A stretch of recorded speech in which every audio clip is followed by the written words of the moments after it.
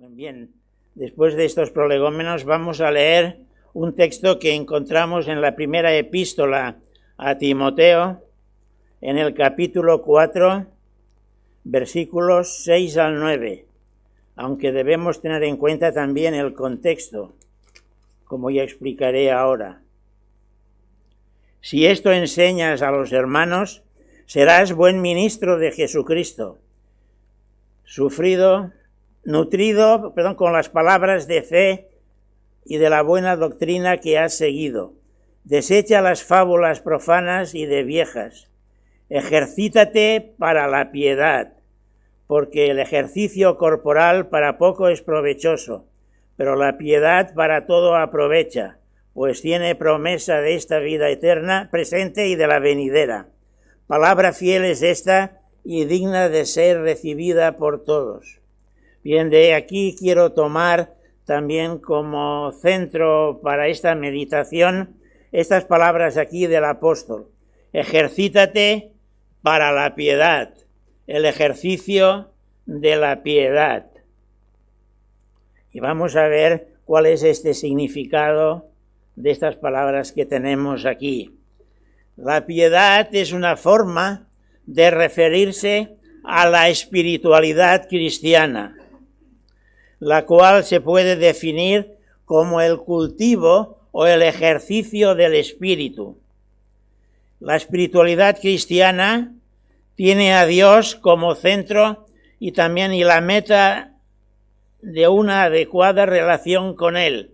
Cuando hablamos del ejercicio de la piedad, estamos refiriéndonos a la relación que mantenemos con nuestro Dios. Luego veremos también cuáles son los medios para poder mantener esta relación con Dios. La espiritualidad cristiana es espiritualidad porque potencia las facultades más nobles de nuestro espíritu y lo eleva a la esfera de lo trascendente. Es cristiana porque tiene a Cristo como fundamento, y no solo en el cristianismo en general, sino aún en el campo evangélico pueden darse diferentes formas de espiritualidad. Históricamente, unos años después de la Reforma, aquella devoción y aquel fervor inicial decayó, y lamentablemente es lo que suele ocurrir. Primeramente, siempre la primera generación siempre tiene un empuje, hay también todos unos deseos de servicio y siempre se ve que en la primera generación luego ya pasa el tiempo y empieza a declinar, y eso ya ocurrió en el tiempo de la Reforma. De manera que aquel fervor inicial, cuando decayó, hizo entrada el dogmatismo y la permisividad. Es decir, en cuanto a la ética, también hubo más permisividad de la que había entonces, de la que había en el origen mismo de la Reforma. Las iglesias entonces se aletargaron, sumiéndose en la rutina y la falta de fruto espiritual. Pero hubo una reacción a todo esto. Afortunadamente hubo una reacción que cristalizó en dos movimientos, concretamente. Uno dentro del luteranismo y el otro dentro de las iglesias reformadas. El del luteranismo se le conoció como pietismo. Es el pietismo alemán, que fue esta reacción, ahora ya también ya viene a ser en la actualidad otra cosa. Y el de las iglesias reformadas se le llamó el puritanismo. Todavía en la actualidad se editan libros de los grandes líderes puritanos que son libros realmente excelentes en cuanto a la doctrina y también en cuanto a la vida cristiana. Más adelante, estos movimientos dieron lugar a las iglesias libres, fruto ya de los avivamientos. Las iglesias libres, que se llaman así, tanto en Francia como también, o sea, en los países francófonos como en los países anglófonos, las iglesias libres, las free churches. Las free churches son las iglesias libres. Aquí en España, como no tuvimos una reforma inicial, no se ha producido todo este desarrollo, pero sí que las iglesias libres sí que están presentes. Concretamente, esta es una de ellas. Aunque en España no se llaman iglesias libres como en los países anglófonos o francófonos. En España se llaman iglesias independientes, como esta que pertenece a la Federación de las Iglesias Evangélicas Independientes de España. Pero es exactamente lo mismo y los orígenes vienen de allí, aunque aquí, claro, el establecimiento vino un poco más tarde. Luego, en el siglo pasado, surgió otro movimiento que tuvo una rápida expansión, que fue el pentecostalismo, el cual también tiene otra forma de espiritualidad cristiana, el cual pasó a otras denominaciones históricas en lo que se conoce como el carismatismo.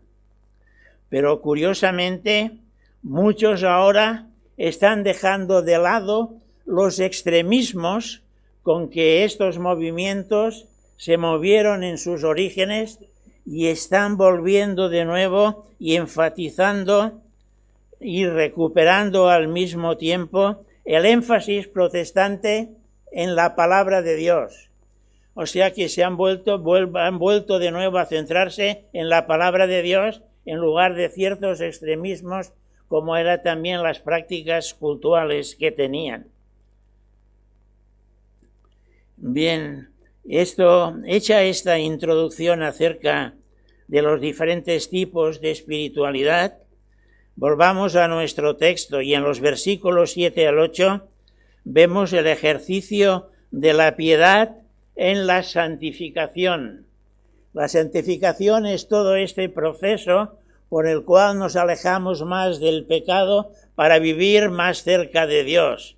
Y en este proceso de santificación hay una parte que es fundamental, como es el ejercicio de la piedad. El apóstol Pablo insta a Timoteo a ejercitarse en la piedad, como hemos leído en el versículo 7. Desecha las fábulas profanas y de viejas. Y luego ya aquí hay un imperativo. Ejercítate para la piedad. Porque el ejercicio corporal para poco es provechoso, pero la piedad para todo aprovecha, pues tiene promesa de esta vida presente y de la venidera. Ahora bien, aquí en una lectura superficial de este pasaje, y concretamente del versículo 8, podríamos llegar a la conclusión de que el apóstol Pablo no es muy aficionado a ejercitarse físicamente, porque parece que esté en contra de la gimnasia. Parece que, o del paseo, para aquellos ya más mayores, que es bueno el tener movimiento, porque el ejercicio es bueno. Nos dicen los médicos hoy en día que el ejercicio es muy bueno también para todo el mundo, porque esto ayuda también a nuestro físico, nuestro cuerpo, ayuda también a mantener una buena salud. Yo digo superficialmente, parece como si el apóstol Pablo dijera, bueno, sí, el ejercicio corporal para poco aprovecha. Bueno, aprovecha algo podéis optar para ello, pero de acuerdo con el contexto de este pasaje, no trata de esto. Concretamente, ni que de Pablo no sea muy partidario del ejercicio corporal, sino que lo que se está refiriendo que es, y en el contexto general de la epístola y también de las palabras que anteceden a las que hemos leído, se está refiriendo a los falsos maestros. A los falsos maestros que se introducían en la Iglesia, introducían doctrinas erróneas y que practicaban una especie de ascetismo de tipo corporal para introducir sus falsas enseñanzas. Lo introducían con una gimnasia para ayudar, para entender, para lograr convencer así a la gente acerca de sus doctrinas erróneas.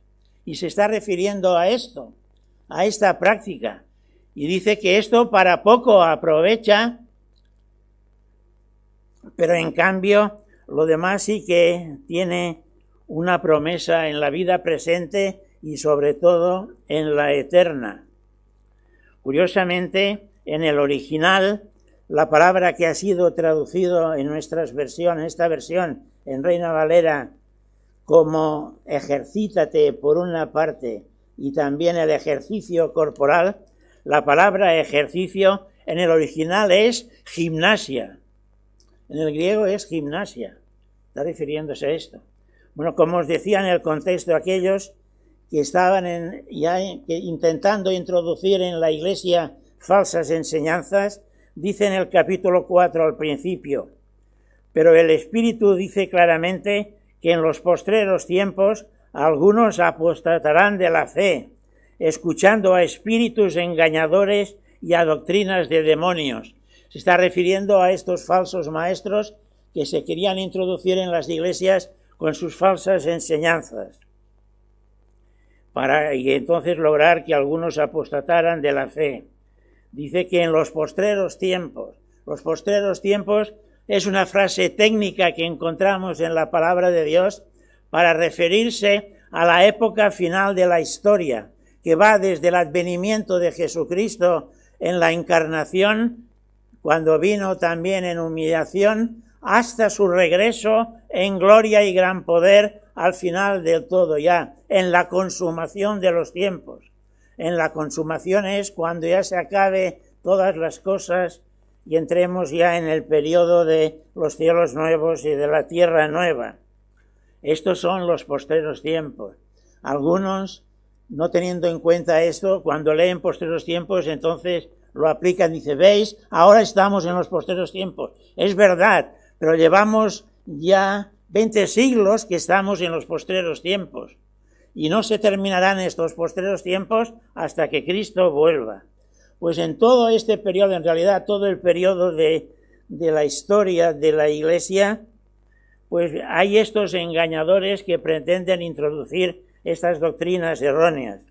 Dice, por la hipocresía de mentirosos que teniendo cauterizada la conciencia, prohibirán casarse y mandarán abstenerse de alimentos que Dios creó para que con acción de gracias participasen de ellos los creyentes y los que han conocido la verdad, porque todo lo que Dios creó es bueno, y nada ha de desecharse, sino si se toma con acción de gracias, porque por la palabra de Dios y por la oración es santificado.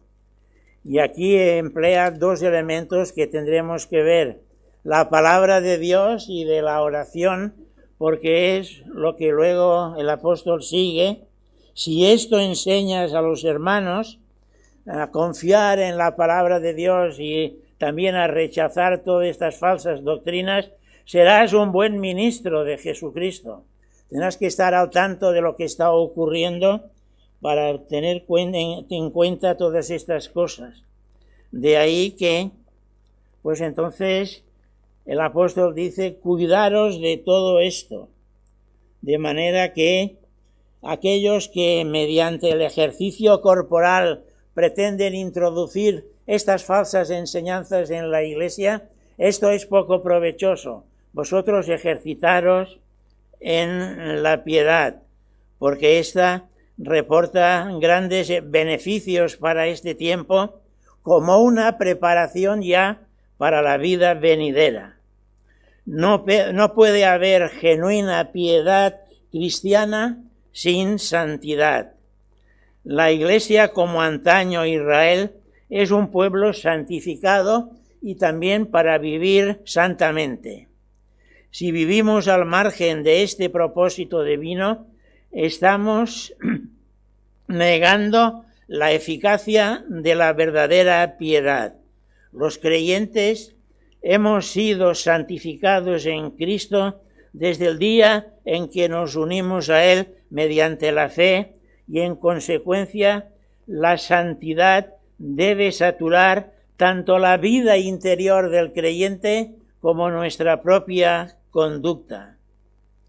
Hermanos, nos podemos preguntar, ¿cómo ejercitamos nosotros la piedad? ¿Cómo practicamos la piedad de una forma personal y cómo estamos viviendo en santidad en nuestra vida privada durante la semana? ¿Mantenemos un estilo de vida que es propio y también de la santidad? De manera que mantengamos una relación constante y fluida con nuestro Dios. La auténtica piedad consiste en acercarse a Dios en plena confianza para dialogar con Él, escuchando la voz de su palabra y responder en acción de gracias, en confesión, en intercesión y en súplica. Es lo que nosotros llamamos el tiempo devocional. Ese tiempo importante que cada día debemos separar para que mantengamos esta relación con Dios, leyendo su palabra, escuchando su palabra y respondiendo a la misma en oración. Es ahí donde vamos a obtener los grandes beneficios espirituales y beneficios que esto que ocurre en nuestra vida personal se van a manifestar luego también en el culto público, en el culto de la Iglesia, con el fervor también y con el deseo de adorar a Dios y de vivir siempre para Él. Bien, ya hemos anticipado de alguna manera cuáles son los medios para el ejercicio de la piedad. Y en el versículo 13 de este mismo capítulo dice también el apóstol: entre tanto que voy, le da un encargo a Timoteo: ocúpate de la lectura. Bueno, Timoteo debía leer todo tipo de libros, pero aquí probablemente lo más seguro es que se refiere a la lectura de las Escrituras. Incluso la versión La Palabra traduce no solo lectura, sino que ha traducido la lectura de las Escrituras. Ya lo ha puesto claramente en esta versión. Así que la santificación es esencial en la vida cristiana, tratándose de una obra del Espíritu Santo en nosotros, pero no excluye la parte del creyente en el ejercicio de unos medios que Dios ha puesto a nuestro alcance, los cuales debemos practicar de manera responsable en nuestro progreso espiritual. Y naturalmente, ocúpate en la lectura, tiene que ver con la lectura de la Biblia. En la siguiente epístola, también en la segunda epístola, igualmente a Timoteo, hay un versículo que ya es un versículo clásico, que seguramente todos sabemos incluso de memoria, cuando le dicen 3:15 de la segunda carta, que desde la niñez has sabido las sagradas Escrituras, las cuales te pueden hacer sabio para la salvación por la fe que es en Cristo Jesús. Toda Escritura es inspirada por Dios. Inspirada a veces nos puede dar una sensación diferente de lo que quiere decir aquí. En realidad, la Escritura es inspirada por Dios, porque inspirar en castellano es una acción que hacemos de tomar aire hacia adentro. En cambio, la Escritura procede del soplo de Dios. Así es la palabra en el original, theoneustos. Dios soplada, literalmente, el soplo de Dios. Entonces sería más correcto traducir: toda escritura es inspirada por Dios, porque va de Dios al hombre, surge de Dios mismo. Entonces, ocúpate en la lectura de la palabra de Dios, una palabra de Dios que es inspirada por Dios, ¿pero para qué? Dice, es útil para enseñar, para redarguir, para corregir y para instruir en justicia, a fin de que el hombre de Dios sea perfecto, se alcance la madurez, enteramente preparado para toda buena obra. Bueno, la lectura de la Biblia es el primer medio para ejercitarnos en la piedad. En esta ocupación tenía que estar Timoteo, y este medio es el que Dios ha puesto para que crezcamos en el conocimiento de la gracia de nuestro Señor Jesucristo. En este versículo observamos algunas funciones, como hemos leído en la segunda carta, algunas funciones que tiene la Escritura. La primera de ellas es que es útil para enseñar, porque en la Biblia encontramos todo lo que debemos saber acerca de Dios, tanto del Padre, del Hijo, como del Espíritu Santo, y sobre la gloria y de los atributos de este mismo Dios, de su omnisciencia, de su soberanía, de su santidad, de su poder, de su fidelidad, de su bondad, de su paciencia, de su misericordia y de su amor. En la Escritura encontramos todo esto, y es necesario, pues, que nosotros seamos instruidos en todo lo que Dios es en cuanto a sus atributos, en todo lo que a Él le pertenece.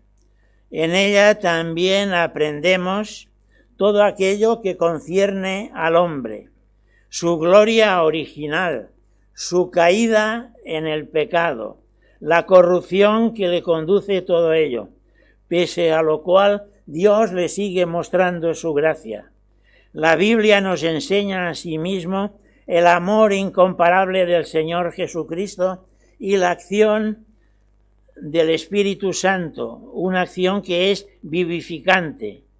Sus enseñanzas no solo aumentan nuestros conocimientos sobre Dios, sino que estos conocimientos producen efectos inspiradores en nuestro espíritu, como por ejemplo la experiencia que tuvieron aquellos dos discípulos que iban camino a Emaús, cuando el Señor Jesucristo, después de haber resucitado, se puso al lado de ellos sin que se dieran cuenta.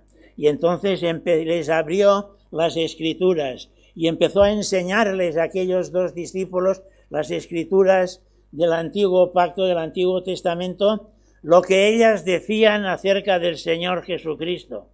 Y aquellos dos discípulos también, después de haber tenido esta experiencia con Cristo y después de haber entrado en aquel lugar y estar allí pues para tomar también, para estar comiendo, dice, y no ardía nuestro corazón cuando nos abría las Escrituras y nos enseñaba lo que ellas decían de Él.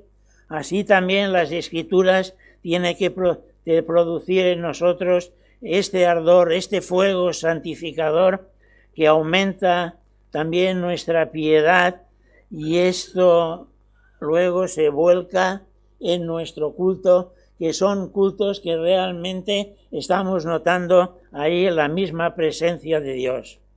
En segundo lugar, es útil para reprender. Eso es necesario en nuestro proceso de santificación. Aunque crezcamos espiritualmente, siempre habrá en nosotros alguna cosa que tiene que ver con nuestra conducta, que tiene que ser modificado, que tiene que ser eliminado. A veces también resulta que en nuestra conducta hay componentes pecaminosos que han de ser descubiertos y han de ser eliminados, para que puede también que otros nos hagan ver nuestros defectos y reaccionemos intentando justificarnos o hasta sentirnos ofendidos. Pero si es el Señor que por su misma palabra, y nosotros al leer su palabra nos damos cuenta, y es la que pone de manifiesto nuestra situación y nos reprende, la reacción sensata es reconocerlo y arrepentirnos. Al menos esta es la enseñanza de la Escritura. En tercer lugar, es útil para corregir. Este es el objetivo de la reprensión. No es suficiente admitir que Dios tiene razón cuando un texto de la Escritura nos acusa. Es necesario obedecer a las exigencias morales de la palabra de Dios con relación a nuestra conducta. Debemos cuidar nuestro lenguaje, poner fin a la mentira, a la envidia, a la hostilidad, a la resistencia de perdonar y a la falta de amor. La corrección bíblica debería ser suficiente para que hacernos más semejantes al Señor Jesucristo. Y en cuarto lugar, la Escritura es útil para instruir en justicia.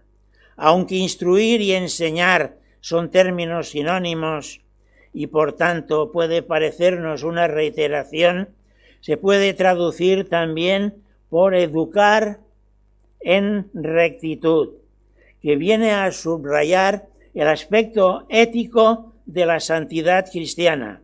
Una vida auténticamente cristiana no se demuestra con efusiones sentimentales o con palabras, sino con la manera de vivir ajustada a los principios de la conducta que señala la palabra de Dios. Y en visto uno de los medios que Dios ha puesto a nuestro alcance para ejercitarnos en la piedad, vamos también al otro, que es la oración. La oración aquí, como ha mencionado anteriormente, antes de esto, cuando está diciéndole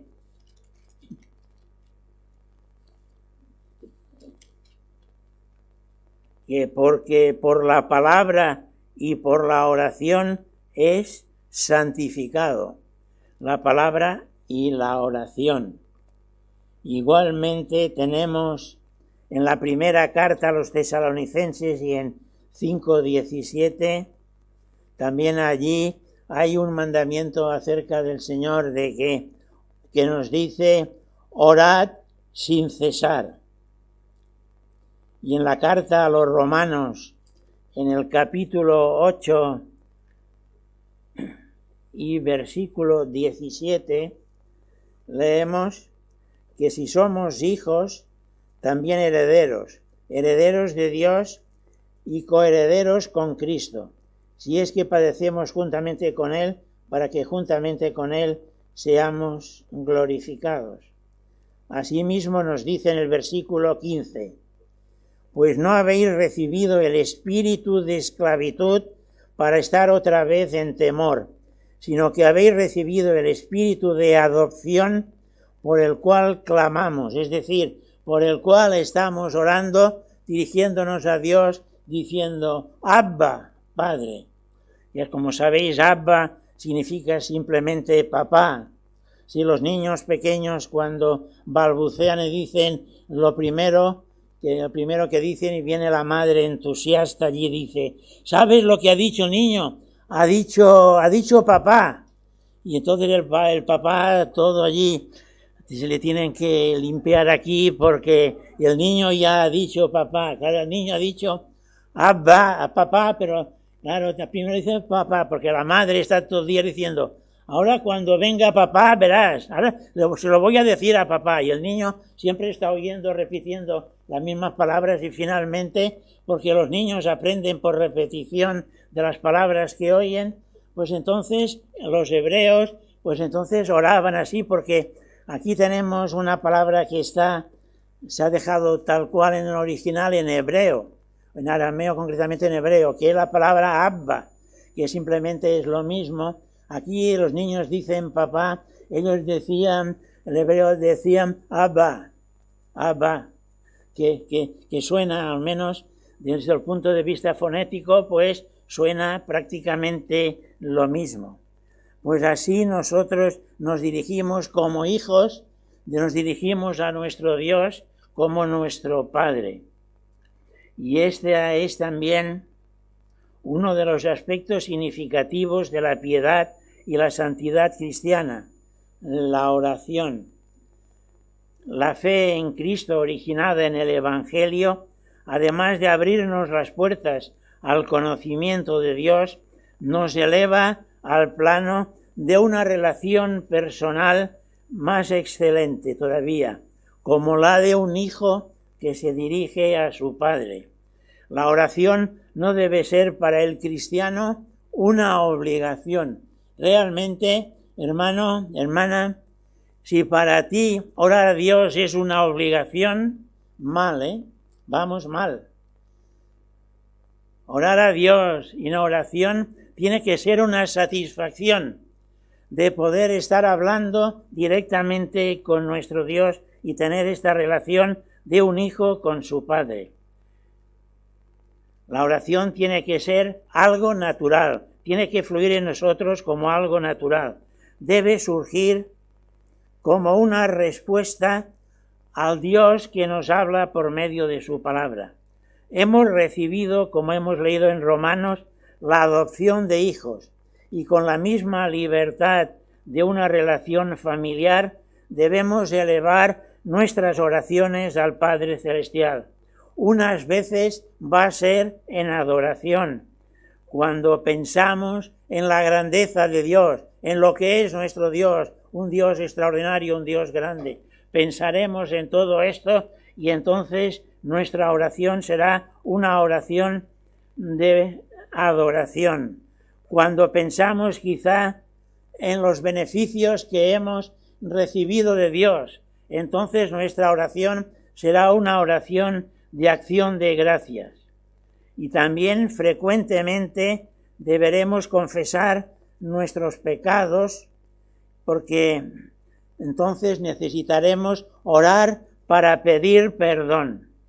Otras veces tendremos que clamar pidiendo protección al Señor. Quizá también en otras ocasiones pediremos dirección para una disyuntiva, para una elección que debamos hacer. O vamos a pedir poder para vivir nuestra fe de una manera auténtica. Como veis, hay muchas aplicaciones a la oración. Según nuestras propias necesidades, vamos también a orar al Señor. En la práctica de la oración tenemos el modelo del Señor Jesucristo y su relación con el Padre. Cuando Él, pues aún muy de mañana, se dirigía a un lugar apartado para estar en comunión con su Padre. La lectura de la palabra por la que Dios nos habla, la oración por la que nosotros respondemos a esta palabra, son los medios que Dios ha puesto a nuestro alcance para ejercitarnos en la piedad. Hay otros aspectos que también podríamos considerar en el marco del ejercicio de la piedad, como por ejemplo la comunión fraternal, el culto y la cena del Señor. Pero estos ya pertenecen a la espiritualidad comunitaria.